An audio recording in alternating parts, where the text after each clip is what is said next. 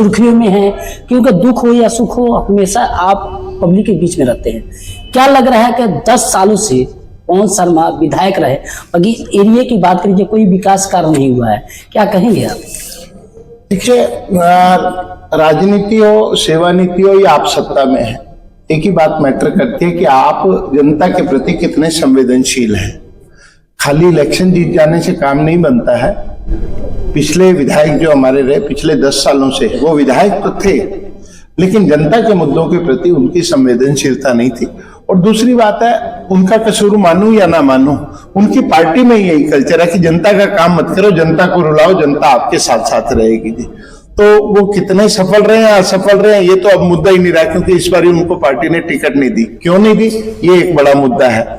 वो सफल थे या असफल थे, ये पैरामीटर उसी में आ जाता है। राजकुमार भाटिया जी, मोहल्ला क्लिनिक की बात करी जाए, यहाँ अपना जल बोर्ड के पीछे मोहल्ला क्लिनिक है। देखा जाए कि मोहल्ला क्लिनिक के आसपास पूरी जंगल है, दवाई टाइम से नहीं मिलता है। बड़े बड़े वादा कर रहे हैं कि मोहल्ला क्लिनिक में आप देख जाओ, बिल्कुल सब कुछ दवा मिलता है, लेकिन वहां तो कुछ मिल ही नहीं रहा है, क्या कहेंगे?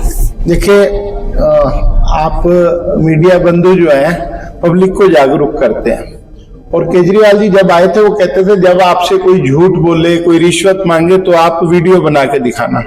मैं इस समय के जो प्रत्याशी है उनको अनुरोध करता हूं, उनका आह्वान करता हूं, अगर आप राजनीति करने आए हैं तो जहां जहां मोहल्ला क्लिनिक है, एक जियो टैगिंग के साथ उसकी वीडियो बना के डालें कि हमने पब्लिक को ये समाधान दिया। अपने आप पता चल जाएगा। आदर्श नगर क्षेत्र में कोई मोहल्ला क्लिनिक किसी ने देखा नहीं है आज दिन तक भी। अगर वो होगा तो एक बोर्ड जरूर लगा होगा, या बंद कमरा हो सकता है, या पशुओं के बैठने की जगह हो सकती है। आदर्श नगर में हमने तो कभी मोहल्ला क्लिनिक देखा नहीं जी। राजकुमार भाटिया जी, जैसे अरविंद केजरीवाल जी सत्ता में आया है तो उन्होंने कहा कि पूरी दिल्ली में 15 लाख कैमरा लगाएंगे। क्या लग रहा है कि कैमरा जगह जगह तो लगा है, अगर कोई क्राइम हो जाता है तो बोर्ड दिखता है, कैमरा दिखता है, बाकी उसका पिक्चर नहीं दिखता है, क्या कहेंगे आप? थोड़ा सा समय दीजिए, मैं आदर्श नगर क्षेत्र में लगे सभी कैमरों की स्थिति आपको दे सकता हूं। उस कैमरे में कैमरा तो मुंह छुपाए जैसे घूंघट में होता है वैसे पड़ा है, और उसका जो डिब्बा है वो बिल्कुल खाली है। पता नहीं कौन सी एजेंसी ने लगाए थे, सरकार ने उनको कितनी पेमेंट करी, अगर इसकी भी जांच हो जाए तो वो मेरे ख्याल से जो इनके इस कैमरे विभाग के मंत्री हैं वो भी जेल जाएंगे जी। देखा जाए लगातार मोहल्ला की बात करी जाए, पानी की बात करी जाए, जो हमेशा कहते हैं कि पानी हमारे एरिया में बिल्कुल साफ सुथरा है। अभी एक वीडियो आया था कि पानी टोटी से पी के दिखा रहे हैं। क्या है आप एरिया की बात करिए, आदर्श नगर विधानसभा में लगातार पानी की समस्या बरकरार है, और उसको लेकर अभी तक क्या कोई नेता इस मुद्दे पर उठाए बात? जी मैंने उठाई। मैंने केजरीवाल साहब को कहा था आप पानी पी नहीं रहे थे, छलका रहे थे। उनको डर था कहीं जिस नई पाइप को हमने लगा के उसको वीडियो शूट के लिए टूटी लगाई थी तो उसमें से भी पीने से खराब ना हो जाए। अगर आपको पानी पीना है तो मैं तो आपको इनवाइट दे रहा हूं केजरीवाल जी, आप जहांगीरपुरी आइए, आदर्श नगर आइए, रामेश्वर नगर आइए, धीरपुर आइए, वहां का पानी पिलाएंगे आपको। और फिर उन माताओं से भी पूछेंगे जिनके छोटे छोटे लाल छोटे छोटे बच्चे उस पानी को पीकर बीमार हो गए, लीवर किडनी की बीमारियों से ग्रस्त होकर घूम रहे हैं, एक बार उनसे आपको जरूर मिलना पड़ेगा। केजरीवाल जी, फोटोशूट के लिए आप कितना मुस्कुरा के वो पानी पी रहे थे, लेकिन आपको ये भी बताना होगा कि आप घर में कौन सा पानी पीते हैं, क्या जल से पीते हैं, नल वाला पानी पीते हैं कि नहीं पीते, या आप आरओ का पानी में पीते हैं, या फिर आप वो बड़ी वाली फ्लैग की बोतल मंगा के पीते हैं। मुझे नहीं पता आप घर में कौन सा पीते हैं।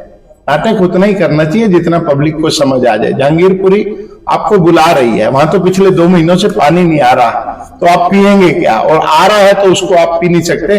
और तो और फिर चैलेंज है आपको कि आप उस पानी को पीजिए मत, केवल उससे नहा के दिखा दीजिए, उससे मुंह धो के दिखा दीजिए। हम आपके जो आप कहेंगे वो करने के लिए तैयार हैं। ये पीडब्ल्यूडी के नाले कुछ साल पहले बना है, अधिकारी ने बनाया, विधायक ने मिलकर बनाया, बाकी अभी भी वो हालात लगातार बरकरार है।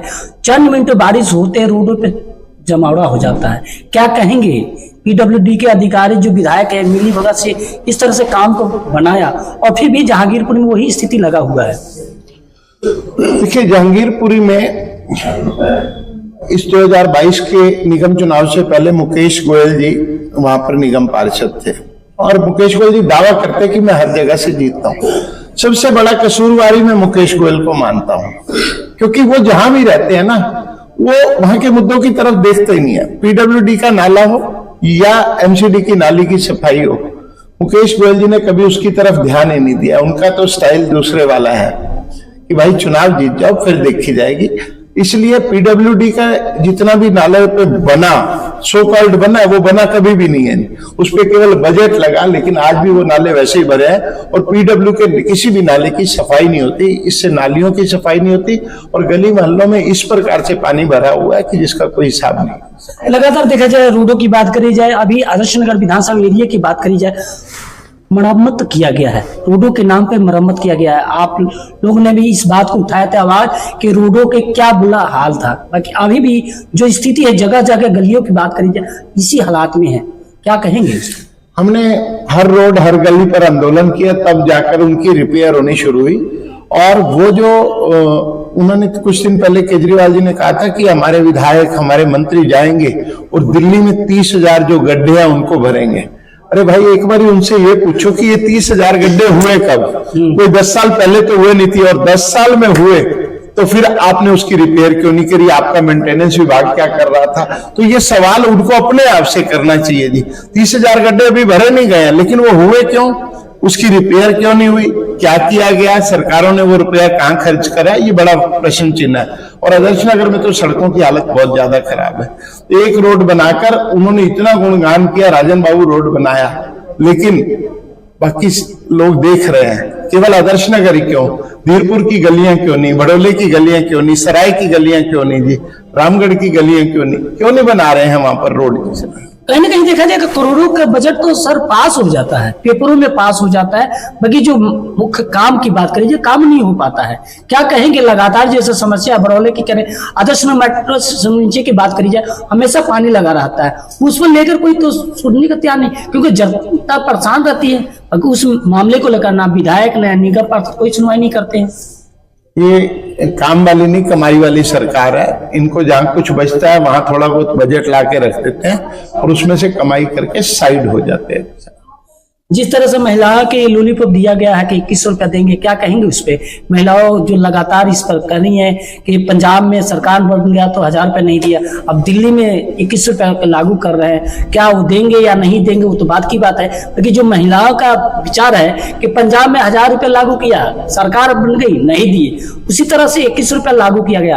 अब इस पर महिलाएं का विचार लगातार विरोध प्रदर्शन हो रहा है, क्या कहेंगे? सर, कहाँ लागू किया है? योजना तो तब लागू होती है जब कुछ योजना चालू कर दीजिए। और जैसे केजरीवाल साहब तो आईटी के बहुत एक्सपर्ट आदमी हैं, उनको पंजाब की महिलाओं के साथ टेलीकॉलिंग करानी चाहिए।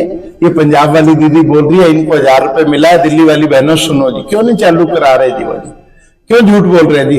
पंजाब की तो बात ही नहीं करते। आजकल भगवंत मान जी के साथ उन्होंने वैभव जी को छोड़ दिया है, क्योंकि यहाँ वो स्वाति मालीवाल का जो केस हुआ था तो दिल्ली में तो उन्हें रख नहीं सकते, तो उन्होंने वहां भेज रखा है। पंजाब वाली महिलाओं से सीधा सीधा कॉल कराइए। और हमारे पास कॉल आते हैं कि भाई साहब उस आदमी से मिलाओ जो 1000 रुपए की घोषणा करते हैं। तो एक बार जाके केजरीवाल जी घोषणा 2100 वाली घोषणा पंजाब में करें, कम से कम उन्हें वायदों में और सपनों में तो 1100 रुपए फालतू मिलना शुरू हो जाएगा।